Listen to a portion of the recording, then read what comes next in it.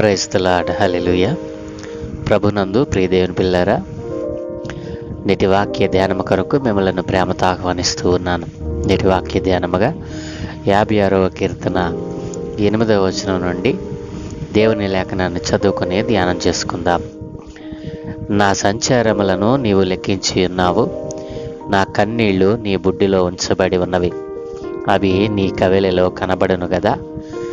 నేను మొరపెట్టు దినమున నా శత్రువులు వెనుకకు తిరుగుదురు. దేవుడు నా పక్షమున ఉన్నాడని నాకు తెలియను.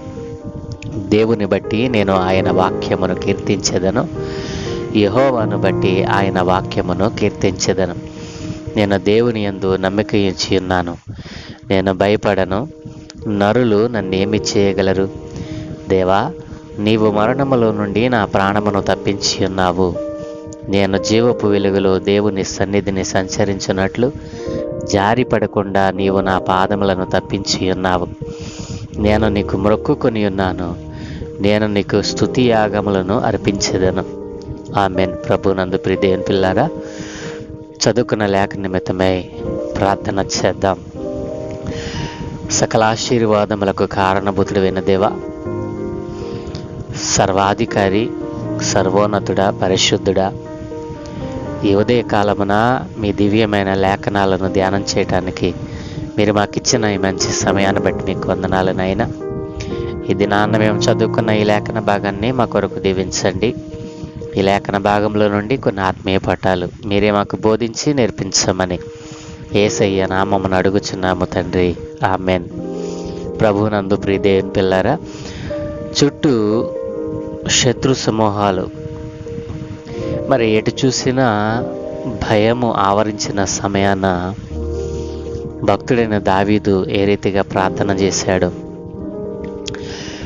దేవునికి తన్ను తాను ఎలా అప్పగించుకున్నాడు, దేవుని సన్నిధిలో, దేవుని యొక్క మరి ఆశ్రయములో, దేవుని యొక్క మరి హస్తపు నీడలో ఆయన ఎలా భద్రపరచబడ్డాడో మరి రాస్తూ మాట్లాడుతూ అంటూ ఉన్నాడు. ఇప్పుడు దేవుని పిల్లారా, ఇలాగున శ్రమ వచ్చినప్పుడు, శత్రు భయము విపరీతంగా మరి వెంటాడుతున్నప్పుడు ఆయన అంటున్నాడు కదా, నా కన్నీళ్లు నీ బుడ్డిలో ఉంచబడి ఉన్నవి. ఆయన కన్నీళ్ల చేత ప్రభు సన్నిధిలో తన జీవితాన్ని గడిపాడు. ప్రియదేవుని పిల్లారా, మనము ఏడవలసిన చోట ఏడవం. మన దుఃఖము మనలను కృంగదీయవచ్చు, మన విచారము మనలను అంతకంతకు పాతాళంలోనికి దిగిపోయేటట్లుగా చేయవచ్చు. ఇవన్నీ మానవ సంబంధమైన ఏడుపులు. ప్రియదేవుని పిల్లరా, ఇక్కడ దావీదు ఏడుపు ఏంటో తెలుసా? తాను చేసిన ఘోరమైన పాపమును ప్రభు సన్నిధిలో ఒప్పుకున్నాడు. ఒప్పుకున్న తర్వాత దేవునితో తనను తాను లింకప్ చేసుకున్నాడు. దేవునిలో మిళితమైపోయాడు. మిళితమైపోయిన తర్వాత తనకు ఎదురయ్యేటువంటి ప్రతి సమస్యకు దేవుని సన్నిధిలో కన్నీళ్లు విడిచాడు.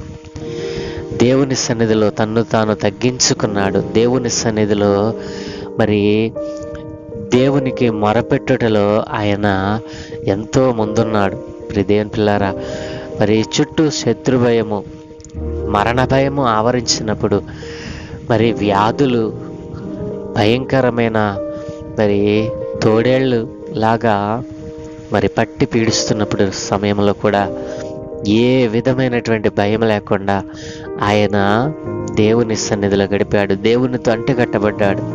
ప్రియదేవుని పిల్లలారా, ఆలోచన చేయండి.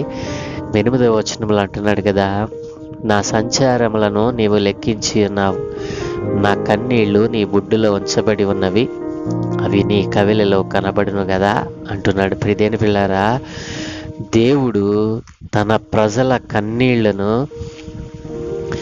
దేవుని ప్రజలు పెట్టేటువంటి కన్నీళ్లు, దేవుని ప్రజలు విడిచేటువంటి కన్నీళ్లు దేవుని దృష్టిలో గొప్ప విలువ గలవి. నీవు కన్నీళ్లు విడిస్తే దేవుడు వాటిని అనుమతించాలి. ప్రియదేవుని పిల్లరా, తన ప్రజల కన్నీళ్లు దేవుని దృష్టిలో గొప్ప విలువ గలవి. వారి విచారము ఆయనకు తెలుసు. నీవనుకుంటావు, నేను కన్నీటితో నేను ప్రార్థన చేస్తా ఉన్నా, నా విచారము, నా ఆవేదన దేవుడు చూడటం లేదు అనుకుంటావు. ప్రియమైన పిల్లారా, దేవుని యొక్క పిల్లలు ఎక్కడైతే కన్నీళ్లు విడిచుచు ప్రార్థిస్తూ ఉన్నారో వారి కన్నీళ్లు ఆయన ఎంతో విలువైనవిగా భావిస్తాడు. దేవుని సన్నిధిలో మోకరించి కన్నీళ్ల ప్రార్థన చేత ఆయన సన్నిధిలో కనిపెడుతున్న వారి ప్రార్థన ఆయన ఎంతో విలువైనదిగా ఎంచుతూ ఉన్నాడు. ప్రియమైన పిల్లరా, నీవు విచారం కలిగి దుఃఖంలో ఉంటే నా దేవుడు నన్ను చూడలేదు అనుకుంటావు, కానీ ఆయన తప్పకుండా ఆ దుఃఖాన్ని, ఆ వేదనను ఆయన చూసే దేవుడిగా ఉన్నాడు.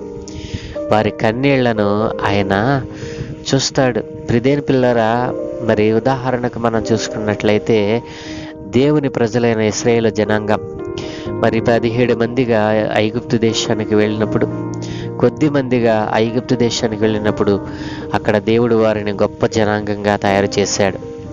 ప్రజలు విస్తరించారు. అయితే ఆ దేశంలో ఉన్నటువంటి ఐగుప్తు రాజు వారిని వెట్టి పనులకు అప్పగించి వారిని దాస్యపు పని చేయిస్తూ వారిని విపరీతమైనటువంటి బాధలు పెట్టాడు. వారు కన్నీళ్లు విడిచారు, వారు దుఃఖించారు.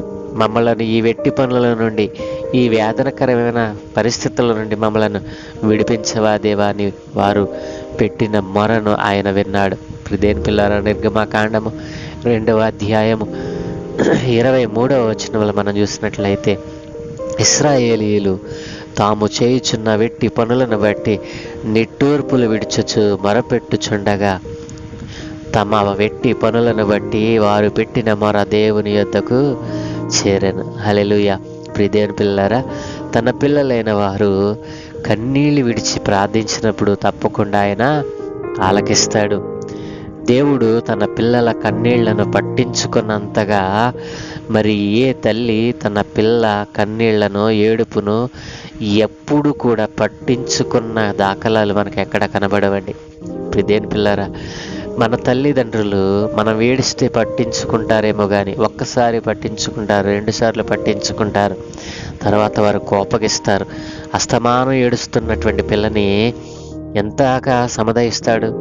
ప్రియమైన పిల్లరా, అది కొద్దిసేపటి వరకే ఆ యొక్క సహనము మరి తల్లిలోనైనా తండ్రిలోనైనా కనబడుతుంది. వారు సహనం కోల్పోయినప్పుడు వారిని దండిస్తారు, వారిని విడిచిపెట్టేస్తారు. అయితే నీ దేవుడు, నా దేవుడు అలాంటి వాడు కాదు. తన పిల్లల కన్నీళ్లను పట్టించుకున్నంతగా మరి ఏ తల్లి కూడా తన పిల్ల ఏడుపుని ఎన్నడూ పట్టించుకోలేదు. నీవు ఏడ్చే ఏడుపును ఆయన పట్టించుకుంటాడు, నీవు పెట్టే రోదన ఆయన పట్టించుకుంటాడు. ప్రియమైన పిల్లరా, ఇది నాన్న నీవు ఎంతకాలమో దేవునిలో రక్షణ పొందుకున్న మరి జీవితాన్ని కలిగి ఉన్నావు. నీ జీవితంలో అనేక మారులు, అనేక సందర్భాలు, అనేక రకాలుగా కన్నీళ్లు, నీ దుఃఖము నీలో సంభవించిందేమో. ఆ దుఃఖము దేవుని యొక్క మెప్పును పొందేదిగా ఉందా? ఒకవేళ నీకు అవసరమైన లోకాశలతో కూడినటువంటి మరి దేవుని వాక్యానికి, దేవుని సన్నిధికి, దేవుని యొక్క న్యాయ విధులకు వ్యతిరేకమైనటువంటి కోరిక చేత ఒకవేళ నేను దుఃఖిస్తున్నావా? నీ దుఃఖము దేవుని సంబంధమైనది కాకపోతే అవి వ్యర్థమైనదే. నీ దుఃఖము పర సంబంధమైనదే ఉండాలి, కానీ ఈ లోక సంబంధమైన దుఃఖము దేవునిని మెప్పించలేదు. కాబట్టి తన ప్రజలైన తన పిల్లలు దుఃఖిస్తే ఆయన పట్టించుకునేటువంటి దేవుడు. తన పిల్లలు ఆపదలో ఉండి కన్నీళ్లు విడిచుచు ప్రార్థన చేస్తే పట్టించుకునే దేవుడు నీవు నేను ఆరాధిస్తున్న క్రీస్తు ప్రభుల వారు. ప్రియమైన పిల్లరా, అందుకే భక్తుడు అంటున్నాడు కదా, నేను తిరిగినటువంటి తిరుగుడు నీకు తెలుసు నాయన, నా సంచారాలన్నీ కూడా నీవు లెక్కించావు, నేను ఎక్కడికి వెళితే అక్కడ నీవు నాకు తోడుగా ఉన్నావు, అందుకే నీ యందు నమ్మకం ఉంచుతా ఉన్నాను. నీ వాక్ అంటే, నీ మాట అంటే నాకు ఎంతో ఇష్టమనైనా, నీ మాట మీదే నాకు నమ్మకమనైనా, పూర్ణమైన నమ్మకము, సంపూర్ణమైన నమ్మకము. నీ మాటే నన్ను బ్రతికించింది. నా సంచారములన్నిటినీ నువ్వు లెక్కించి ఉన్నావు. నా కన్నీళ్లు నీ బుడ్డులో ఉంచబడి ఉన్నాయి. దావీదు భక్తుడు కార్చిన కన్నీళ్లు మరి ఒకనొక సందర్భంలో అంటాడు కదా, నా కన్నీళ్ల చేత నా పరుపు కొట్టుకొని పోతుంది అంటున్నాడు. ఎంత గొప్ప మాట అండి ఇది. కన్నీళ్లు కారిస్తే పరుపు కొట్టుకొని పోవడం ఏంటండి? ఏదైనా వరద వస్తే ఇంట్లో ఉన్న సామానాలు కొట్టుకుని పోతాయి.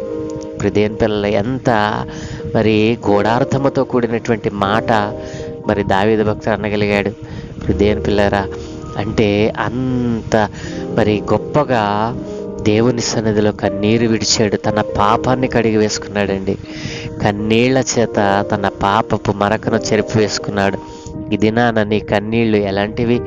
అవి దైవ సంబంధమైనవా, పర సంబంధమైనవా, మరి లోక సంబంధమైనవా? ఒక్కసారి నీవు పరిశీలన చేసుకో. నీ జీవితంలో దేవుడు నిన్ను ఒక పరిమితమైనటువంటి ఒక ఉన్నతమైన స్థితిలో ఉంచాలని దేవుడు నిన్ను ఎంతగానో దీవిస్తూ వస్తూ ఉన్నాడు. ఆ యొక్క క్రమాన్ని, దేవుని యొక్క న్యాయ విధులను, దేవుని వాక్యాన్ని పక్కన పెట్టి లోకము దాని ఆశలతో నీవు జీవిస్తూ దుఃఖం వచ్చినప్పుడు దేవునికి మొరపెడితే ఏమి ప్రయోజనం? నీవు దేవునితో మిళితమవ్వాలి, నీవు దేవునితో కలిసిపోవాలి, దేవునినే నీ యొక్క మరి ఆయుధముగా చేసుకోవాలి ప్రియ దేవుని పిల్లరా. కాబట్టి భక్తుడు అంటున్నాడు కదా, నా సంచారములను నీవు లెక్కించున్నావు. ఎన్ని చోట్లకు తిరిగాడో. అనేక సార్లు సౌలు తరుముతూ ఉంటాడు. ఒక చోట మరి ఫిలిష్తీయులు పక్కన ఉన్నటువంటి వారు పక్కలో బల్లెముగా ఉండి మరి తనను ఎంతగానో వేదనకు గురి చేశారు. ఆయన బెదిరిపోలా, మరి చెడిపోలా, దేవుని సన్నిధి నుండి తొలగిపోలా. తన ఆలోచన తన యొక్క సంపూర్ణమైనటువంటి తలంపులు అన్నీ కూడా దేవుని వైపునే ఉంచాడు, దేవుని వైపే ఉంచాడు, దేవునిలో ఉంచాడు. అందుకే దేవుడు మరి అంతగా ఆశీర్వదించాడు.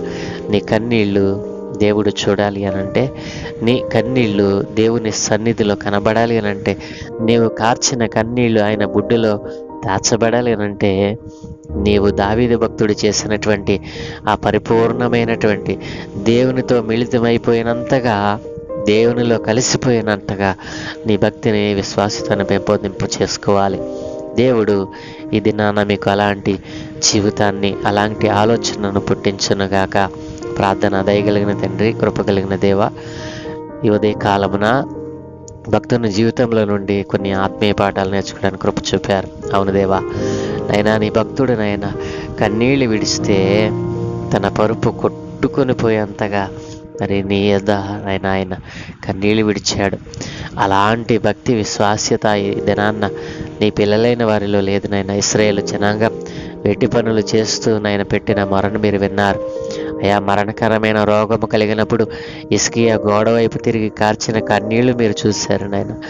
అన్న మరి గర్భఫలం కోసం ప్రార్థించినప్పుడు కన్నీటి ప్రార్థన మీరు విన్నారు నాయన. ఇలా ఎందరో భక్తులనైనా నీ వైపు తిరిగి నీలో నిలిచి ఉండి వారు కార్చిన కన్నీటిని మీరు అయా చూశారు తండ్రి. ఈ రోజున నీ వైపు చూడకుండా లోకం వైపు చూస్తూ ఏడుస్తున్నారు నాయన. వ్యర్థముగా నాయన నిన్ను ఆరాధిస్తూ ఉన్నారు. రక్షణ పొందుకున్న వారు కూడా వెనుతిరుగుతూ నాయన లోకం వైపు చూస్తూ నీ యొక్క అధికారాన్ని, నీ శక్తిని వారు ఆశ్రయించలేని వారుగా ఉన్నారు. అట్లాంటి వారందరినీ మేల్కొల్పమని అయా, కడవరి దినాలలో, అంచె దినాలలో నీ పిల్లలైన వారు జ్ఞానము కలిగి, బుద్ధి కలిగి ప్రవర్తించడానికి కృప చూపమని, అన్ని విషయాలలో నీవే మహిమ పొందుకోమని, ఈ దినమే చేయు పనులన్నిటి మీద మీకు అనుదృష్టి ఉంచి మీ దూతల కాపుదలు అనుగ్రహించి మీరే మహిమ పొందుకోమని యేసయ్య పరిశుద్ధ నామమున ప్రార్థించి వేడుకుంటూ ఉన్నాను తండ్రి. Amen, amen, amen.